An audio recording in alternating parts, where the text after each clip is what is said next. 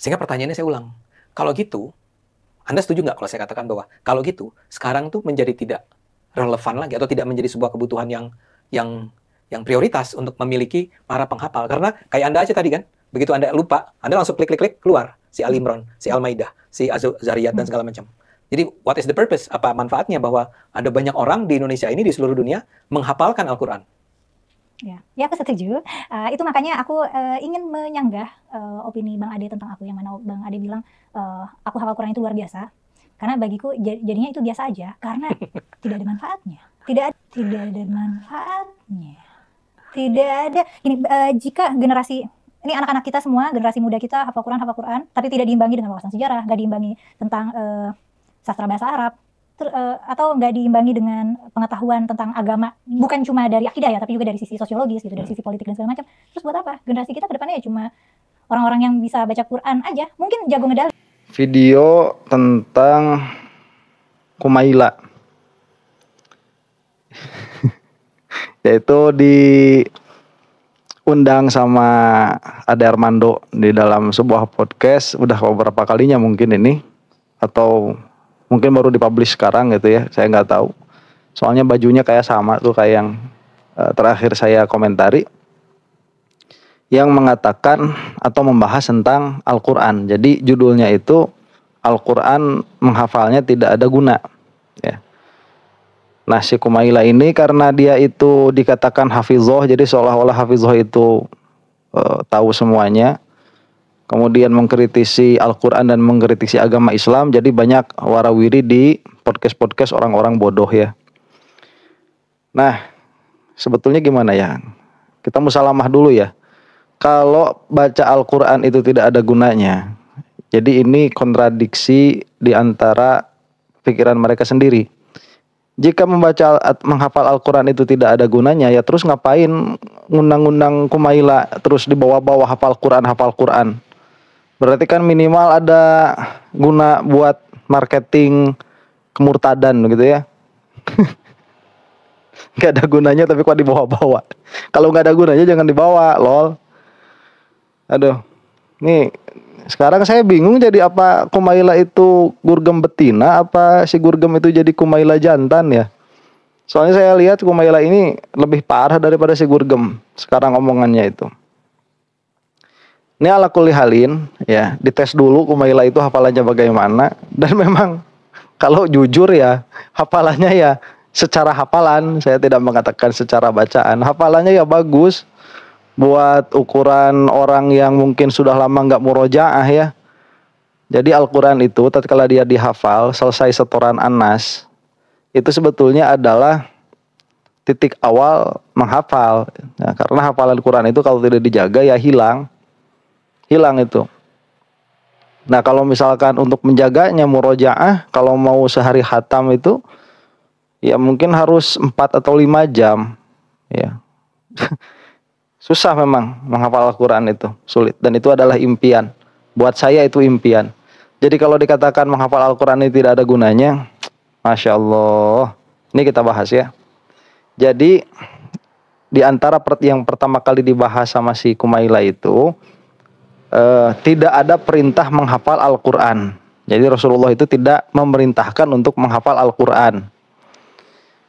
Nah, gimana ya, orang tidak memahami apa itu perintah, maka dia tidak akan menemukan. Jadi kalau misalkan kita cari di dalam Al-Quran, ihfazul Qur'ana misalkan, ya mungkin tidak akan ditemukan di dalam Al-Quran, nggak ada. Ya, di dalam hadis pun tidak akan ada. Cuman begini, yang namanya perintah itu kalau di dalam hukum itu disebut tolab ya, tolabul fi'li. Tolaban, ada yang jazim, ada yang ghair jazim. Jadi itu adalah tuntutan dari syariat untuk mengerjakan sesuatu. Nah perintah ini dia bisa dipaham dari perbuatan, bisa pula dipaham dari perkataan. Jadi kalau misalkan kita melihat perkataan Rasulullah secara sorohatan, ya mungkin tidak akan ditemukan secara soreh perintah untuk menghafal Al-Quran secara keseluruhan begitu.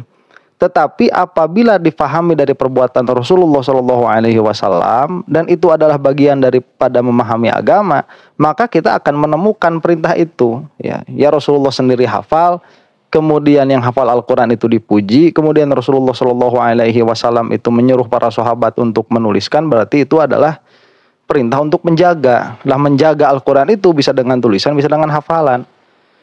Jadi kalau mengatakan tidak ada perintahnya ini kebodohan ya, jangan nunjukin kebodohan. Jadi kamu itu Kumaila nggak paham apa-apa.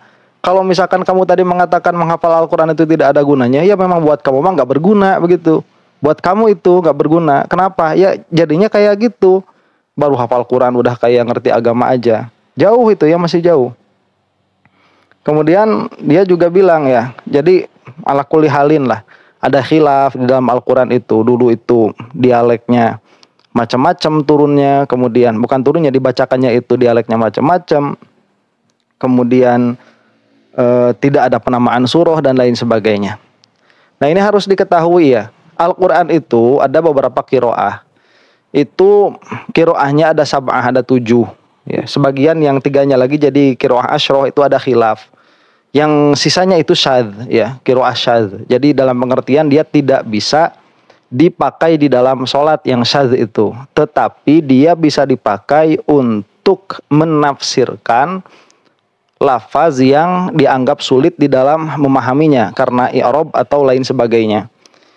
Jadi kalau dikatakan misalkan Al-Quran itu memang tadinya dialeknya banyak, kemudian di dalam Mushaf Utsmani itu cuma jadi 1, ya memang Al-Quran diturunkannya itu dari atasnya, dari Jibrilnya itu memang dengan 7 dialek, dengan 7 qiraah. Itu Rasulullah sendiri yang membicarakannya. Jadi Rasulullah itu ya, yang namanya qiraatul Quran, bacaan Al-Quran itu tawakkufi ya. Tawakkufi itu pengertiannya apa? Dia tidak bisa dihasilkan dengan ijtihad, tapi dia itu harus dihasilkan melalui wahyu. Jadi Rasulullah itu nggak bisa mengeluarkan lafaz Al-Quran apabila memang tidak ada bacaannya seperti yang diucapkan oleh Rasulullah. Nggak bisa. Misalkan nih ya, kalau kita membaca Bismillahirrahmanirrahim. Nah Bismillahirrahmanirrahim itu kan Bismillahirrahmanirrahimi. Nah itu tidak bisa dibaca Bismillahirrahmanirrahimu. Padahal secara i'rab kalau kita ijtihad bisa saja, yaitu dengan mengira-ngirakan adanya huwa ya, Bismillahi huwa ar-rahmanu ar-rahimu. Itu bisa nih secara i'rab. Nah, tapi apakah itu bisa dipakai di dalam sholat? Nggak bisa jelas. Atau di dalam qiraah sehari-hari? Nggak bisa. Kenapa? Karena yang namanya bacaan Al-Quran itu dia tawakkufi, dia menunggu adanya riwayat. Karena dari Rasulullahnya pun demikian. Ini pernah ada kejadian suatu hari ya, Sidna Umar itu mendengar salah satu sahabat membacakan bacaan Al-Qurannya di dalam sholat. Nah kemudian tatkala didengar oleh Sidna Umar, sahabat tersebut membacanya beda dengan bacaan yang diterima oleh Sidna Umar. Dan akhirnya beliau itu menunggu di luar sampai sahabat itu selesai sholat. Nah setelah sahabat itu selesai sholat, kemudian kalau bahasa Sundanya itu kata kita diontrog ya, didatengin tuh si sahabat itu. Kata Sidna Umar, kamu baca Quran tadi dengan bacaan seperti itu dari mana? Nah sahabat itu mengatakan, saya mendapatkan bacaan ini dari Rasulullah. Sidna Umar langsung mendustakan, ya bohong kamu. Masa Rasulullah membacanya seperti itu? Saya loh diterima dari Rasulullah, bacaannya tidak seperti itu. Nah kata sahabat yang itu, kalau kamu nggak percaya, ayo kita datangin Rasulullah. Rasulullah waktu itu masih ada. Didatangilah Rasulullah SAW oleh Sidna Umar dan sahabat tadi.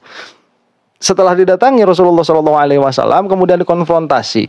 Saya membaca, Rasulullah kan engkau menurunkan ayat ini dengan bacaan seperti ini. Kenapa dia membacanya seperti itu? Nah ini beda di dalam i'rab saja. Kata Rasulullah SAW itu beliau cuma tersenyum saja dan beliau mengatakan keduanya benar. Ya, jadi Sidna Umar benar, sahabat itu pun benar.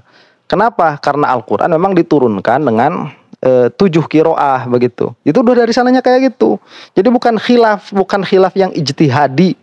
Ya, kalau mau diutak-atik bisa, cuman Al-Quran itu memang bacaannya tawakkufi. Nah, kemudian si Kumaila ini ditanya tentang fungsi menghafal Al-Quran. Jadi fungsi menghafal Al-Quran itu apa? Dia bilang fungsi menghafal hanya menghidupkan tradisi. Masya Allah. Ini kalau misalkan kita ngobrolin fungsi ya. Jadi di dalam judulnya kan mengatakan menghafalkan Al-Quran itu tidak berfungsi lah begitu, tidak ada fungsinya atau tidak ada gunanya, atau tidak ada faedahnya atau tidak ada manfaatnya begitu. Ini kita lihat ya, kalau kata mantik itu qadiyah menafikan mahmul dari maudhu', jadi menafikan nisbah. Jadi menghafal Al-Quran itu maudhu'nya, yang mau jadi objek pembahasannya, yang dibahasnya berguna. Nah, dia mengatakan tidak berguna selain menghidupkan tradisi. Ini perkataan sudah mengkafirkan itu, ya. Nggak tahu, cuman orangnya ini kafir apa enggak ya? Saya bukan mufti ya. Cuman perkataan itu sudah mengkafirkan. Begini, kalau misalkan kita ngobrolin fungsi atau guna atau manfaat, ini yang mau kamu bahas manfaat itu apa, hakikotuhu, maknanya manfaat itu apa? Nah, manfaat itu adalah sesuatu yang dia pada dirinya mempunyai khair, mempunyai kebaikan. Ini kita lihat api nih, apakah api ini bermanfaat? Nah, itu api itu kalau kecil ya bermanfaat, kalau besar kayak di LA kemarin itu mana ada manfaatnya. Tapi karena api itu pada maknanya subut khair di situ, maka kita katakan api itu ada manfaatnya. Nah, sekarang membahas Al-Quran atau menghafal Al-Quran ini ya, menghafal Al-Quran itu membacanya, kata Rasulullah SAW, satu huruf itu sama dengan 10 kebaikan. Satu huruf itu Al-Quran. Jadi ada khairnya, ada manfaatnya membaca Al-Quran itu. Apa? Kebaikan di sisi Allah Subhanahu wa Ta'ala. Lah, cuman kebaikan itu dia hanya bisa dilihat oleh kacamata iman. Makanya sebelum masuk ke sini, ya, di dalam pembahasan ilmu kalam itu kita akan membahas dulu subutul ilah, bahwa ilah itu ada dengan sifat-sifatnya. Kemudian kita menetapkan sifat-sifat kenabian, nubuah. Nah, nubuah ini dibahas. Jadi kamu tidak punya hak untuk mengatakan Al-Quran ini bermanfaat atau tidak sebelum kamu itu membahas apakah Rasulullah itu utusan Allah atau tidak. Dan apabila menerima Rasulullah SAW sebagai utusan Allah Subhanahu wa Ta'ala, maka ada konsekuensi, yaitu menerima semua perkataannya, termasuk perkataan yang diucapkan oleh Rasulullah SAW adalah kebaikan membaca Al-Quran. Jadi kamu ini mau jadi apa? Mau jadi muslim apa mau jadi kafir? Kalau mau jadi kafir, kemudian kita ini mau berdebat, kita berdebat di dalam kerasulan Nabi Muhammad SAW sebagai utusan Allah Subhanahu wa Ta'ala. Jadi keniscayaan kebenaran Nabi Muhammad SAW sebagai utusan Allah, kita di situ dulu. Kalau kamu di situ nggak musalamah terus ngomentarin apa yang dijadikan pegangan umat Islam dari perkataan Nabi Muhammad SAW yang subut kamu nafikan, yang nafi kamu sebutkan, itu sudah penghinaan agama lagi. Ya, itu gimana sih kamu itu? Jadi kamu itu maunya Islam apa kafir? Kalau mau kafir, kita berdebatnya di mana nih? Kalau mau kafir, agama kamu apa? Kalau kafir nggak mau beragama, Tuhan ada atau tidak? Kalau tidak ada, yuk kita ngobrol dari Tuhan ada dulu, dari situ dulu ngobrolnya. Ya, setelah Tuhan itu ada, baru kita tetapkan Tuhannya itu siapa. Setelah Tuhannya itu siapa, kita tetapkan apakah Tuhan itu mengutus utusan atau tidak. Setelah menetapkan apakah itu mengutus utusan, kemudian kesimpulannya ada siapa saja utusannya. Setelah itu baru kita lazim menerima apa yang utusan itu katakan. Ya, Mel. Aduh, ini sama juga sama si Ade Armando. Ya, ngomong aja. Esensinya apa? Kemudian dia mengatakan di zaman Nabi dulu tidak ada penamaan surah. Ini kata siapa lagi? Ya, penamaan surah itu tawakufi juga. Ya, dia itu menunggu wahyu. Memang di dalam penamaan itu orang Arab memiliki penamaan yang khilaf, yang berbeda-beda. Ini kalau misalkan kita lihat kayak tafsir Jalalain, kemudian kita melihat hasyiahnya, itu pasti kita akan menemukan beberapa penamaan bagi beberapa surah, begitu ya. Syekh Fakhruddin Ar-Razi di dalam tafsirnya Mafatihul Ghaib itu membahas bahwa salah satu nama Al-Baqarah itu adalah Alif Lam Mim. Ya, jadi Alif Lam Mim itu adalah nama dari sekumpulan suratul Baqarah. Kenapa dinamai Alif Lam Mim? Karena itu adalah permulaan awal surah. Kemudian disebutkan oleh Syekh Fakhruddin Ar-Razi, di antara kebiasaan orang Arab di dalam menamai sesuatu kumpulan itu dinamai dengan awal dari kumpulan itu. Nah, sedangkan Al-Baqarah ini awalnya dimulai dengan Alif Lam Mim, maka disebutlah salah satu nama Al-Baqarah itu adalah Alif Lam Mim. Cuman karena bukan hanya Al-Baqarah saja yang dimulai dengan ayat Alif Lam Mim, maka kesananya ada yang membedakan. Jadi Al-Baqarah misalkan apa? Alif lam mim dzalika. Nah, itu adalah Al-Baqarah dan lain sebagainya. Itu tawakufi juga. Ini nanti apakah oleh Rasulullah Shallallahu Alaihi Wasallam disetujui penamaan itu atau tidak? Nah, disitulah makanya kenapa sampai sekarang kita itu memiliki standarisasi penamaan surah-surah Al-Quran. Jadi kalau nggak tahu jangan ngomong, Mel, ya. Kemudian dia mengatakan susunan Al-Quran itu apa berantakan begitu ya. Ini susunan surah juga tawakufi juga. Itu berdasarkan perintah Nabi Muhammad SAW. Jadi Rasulullah itu jika turun ayat, beliau itu suka bersegera untuk memerintahkan, tuliskan ini masukkan ke dalam surah Anu, tuliskan ini masukkan ke dalam surah Anu. Itu kebiasaan Rasulullah SAW. Jadi penyusunan Al-Quran sesuai dengan ayat-ayat yang ada sekarang itu sudah tawakufi, sudah dari Rasulullah SAW. Demikian adanya. Makanya dulu itu ya kalau kita lihat misalkan Fathul Bari itu Sahih Bukhari, syarah Sahih Bukhari, kita akan melihat hukum menuliskan ilmu. Nah, hukum menuliskan ilmu ini para ulama pernah berbeda pendapat. Kenapa? Karena Rasulullah SAW itu pernah melarang para sahabat menuliskan hadis dengan ilat apa? Takut bercampur antara Al-Quran yang mana itu adalah wahyu dari Allah Subhanahu wa taala dengan hadis yang mana hadis itu adalah pemahaman Rasulullah SAW terhadap wahyu yang mana itu pasti benar, karena kalaupun itu ijtihad maka ijtihadnya Rasul pasti benar atau itu dari ilhamnya Allah Subhanahu wa taala. Nah, larangan itu sempat ada. Nah, setelah ada larangan tersebut, kemudian yang sering berbicara tentang hadis kan Abu Hurairah tuh sampai pernah dimarahi sama Sayyidina Umar karena keseringan ngobrolin hadis. Nah, itu kemudian Al-Qur'an dikodifikasi, dituliskan, sebarkan. Nah, setelah penyebaran Al-Qur'an, baru kemudian ilat pelarangan menulis selain Al-Qur'an itu dicabut.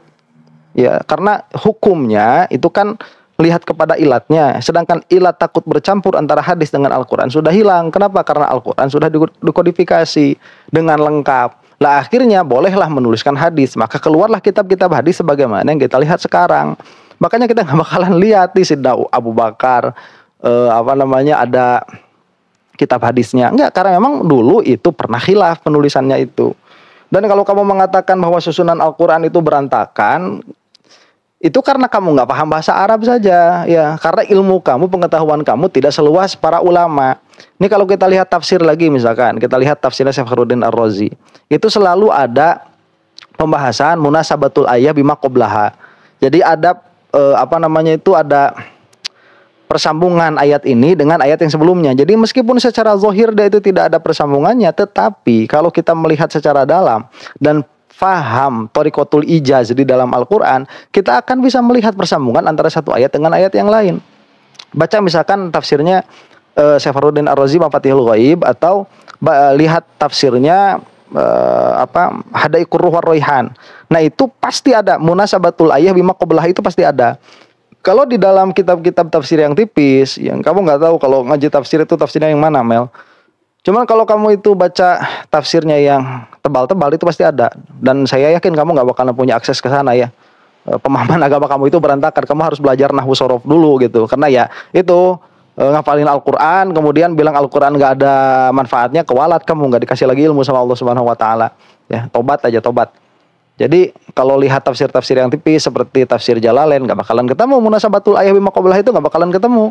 Kenapa? Karena tafsir Jalalain tidak ditulis untuk itu. Itu ditulis untuk secara umum ya, tafsir Jalalain itu untuk mentafsirkan bahasa Al-Quran yang sulit dengan yang lebih mudah. Itu tafsir Jalalain itu. Dan sebagian tafsirnya itu isyarat, makanya harus dijelaskan lagi. Keluarlah hasiah-hasiahnya dari Jalalain itu. Nah, ya itu ya. Terus ada yang terakhir ini, kata si Kumel itu, bukan Kumel ya Kumel. Saya kok jadi bercampur sama Gus Rumel. Nah, itu dia mengatakan ya, kenapa yang saya ini jadi curiga katanya, kenapa yang dipelajari adalah hafalan dan tajwid. Karena hafalan dan tajwid adalah yang paling mudah. Ya iya, memang hafalan tajwid itu memang yang paling bisa diterima oleh orang-orang awam. Makanya saya katakan nih, dalam hal ini ya, ini saya agak setuju sama dia. Dalam pengertian apa begini? Orang tatkala sudah belajar tajwid, sudah hafal Al-Qur'an itu seolah-olah paham sama Al-Qur'an. Jadi belajar tajwid bisa baca Quran, kemudian karena sudah bisa bahasa sudah bisa membaca Arabnya, setelah bisa membaca Arabnya kemudian dia itu lihat terjemahnya, kemudian menyembuhkan sendiri, keluarlah hukum-hukum kayak Wahabi itu ya. Ya ini memang itu yang paling mudah, itu starter kit lah kalau di kita itu ya, tajwid sama menghafal Al-Qur'an itu sebagian-sebagiannya atau keseluruhannya. Nah, cuman jangan sampai dikatakan nggak ada gunanya. Jangan. Ya, kalau saya itu memang lebih memilih memahami Al-Qur'an. Jadi waktu kita itu kan terbatas ya. Kalau kita pakai untuk menghafal, kita tidak punya waktu untuk memahami. Kalau kita punya waktu untuk memahami, tidak punya waktu untuk menghafal. Kalau saya begitu ya, bukan nggak punya waktunya nggak cukup, bukan ya, karena masih banyak ghaflah saja. Kalau maksain ya insya Allah biidznillah ya bisa. Cuman ya karena misalkan kita itu banyak kegiatan-kegiatan yang lain, yang mana kita punya waktu untuk belajar itu terbatas, maka saya lebih memilih untuk mempelajari tafsirnya daripada menghafalnya. Sambil berdoa kepada Allah, mudah-mudahan saya diberi rezeki sebelum wafat itu menghafal seluruh Al-Qur'an dan menjaganya. Dan mudah-mudahan dijauhkan dari fitnah. Kayak kamu, Mel gitu, udah tobat aja ya. Ini omongan-omongan kamu ini bahaya. Saya tadinya bilang si Kumel ini gurgem betina. Cuman setelah beberapa hari ini saya jadi mikir si gurgem itu Kumaila jantan ya. Aneh. Gitu saja. Mudah-mudahan kita semua dirahmati oleh Allah Subhanahu wa taala. Mudah-mudahan video ini ada manfaatnya. Wallahu taala a'lam bissawab. Assalamualaikum warahmatullahi wabarakatuh.